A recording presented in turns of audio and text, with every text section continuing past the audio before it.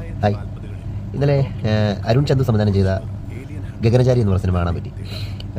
അതിൽ പടത്തിൻ്റെ ഒരു തീമെന്ന് പറയുന്നത് 2050 കാലഘട്ടത്തിൽ നടക്കുന്ന, അല്ലെങ്കിൽ 2050-60 കാലഘട്ടത്തിൽ നടക്കുന്ന ഒരു സംഭവങ്ങളായിട്ടൊക്കെയാണ് ഇതിനകത്ത് കാണിച്ചിരിക്കുന്നത്. ആ സമയത്ത് ഇന്ത്യയിലും കേരളത്തിലൊക്കെ എന്തായിരിക്കും സംഭവിക്കാൻ പോകുന്നത്, അങ്ങനെയൊക്കെയുള്ള കാര്യങ്ങളെ പറ്റിയാണ് ആ സിനിമയിൽ പറഞ്ഞിരിക്കുന്നത്. ആ പടം 3-4 ക്യാരക്ടേഴ്സ് ഉള്ളത്. ഒന്ന് ഗണേഷ് കുമാർ, ഗോകുൽ സുരേഷ്, അജു വർഗീസ്, അനാർക്കലി മരക്കാർ, അങ്ങനെ ഒരു 5-6 പേരേ ഉള്ളൂ. പക്ഷേ പടത്തിൽ ചെയ്തിരിക്കുന്നത് വെച്ചാൽ ഇന്ത്യയിലെ രാഷ്ട്രീയ മത അതുപോലുള്ളതുമായിട്ട് ബന്ധപ്പെട്ട കുറേ ആൾക്കാരെ നന്നായിട്ട് ട്രോളിയിട്ടുണ്ട്.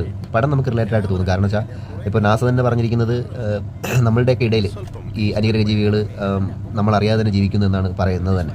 അപ്പോൾ അതുമായിട്ടൊക്കെ ബന്ധപ്പെട്ട് നമ്മൾ വായിച്ച് നോക്കുമ്പോൾ ഇനി വരും കാര്യങ്ങൾ ഇതൊക്കെ ആവാം എന്ന് നമ്മൾ കണക്കൂട്ടിയാൽ ചിന്തിച്ച് പോകുന്ന രീതിയിലുള്ളൊരു പടമാണ്.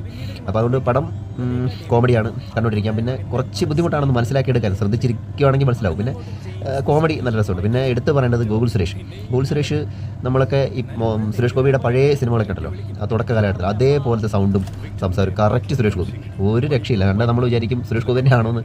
സുരേഷ് ഗോപിയുടെ പഴയ സിനിമകളൊക്കെ എടുത്ത് നമ്മൾ നോക്കിക്കഴിഞ്ഞാൽ പെട്ടെന്ന് നമുക്ക് ആ ഒരു സിനിമയൊക്കെ ഓർമ്മ വരും. അപ്പോൾ അതുകൊണ്ട് എല്ലാവരും വളരെ നന്നായിട്ടാണ് ചെയ്തിരിക്കുന്നത്.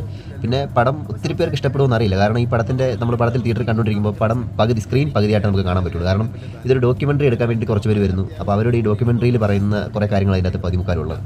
അപ്പോൾ ഒരു ഇടവേളയ്ക്ക് ശേഷമാണ് പടം ഫുള്ള് നമുക്ക് കാണാൻ പറ്റുന്നത്. അപ്പോൾ അതിൻ്റെ ആയിട്ടൊരു ചെറിയ ബുദ്ധിമുട്ടുണ്ട്. ആദ്യം നമുക്ക് അതങ്ങനെ ഒരു ഫീൽ ചെയ്യും. അപ്പോൾ അത് മാത്രമേ എനിക്ക് അങ്ങനെ ഒരു തോന്നിയിട്ടുള്ളൂ. പടം ആവറേജ് കുഴപ്പമൊന്നുമില്ല.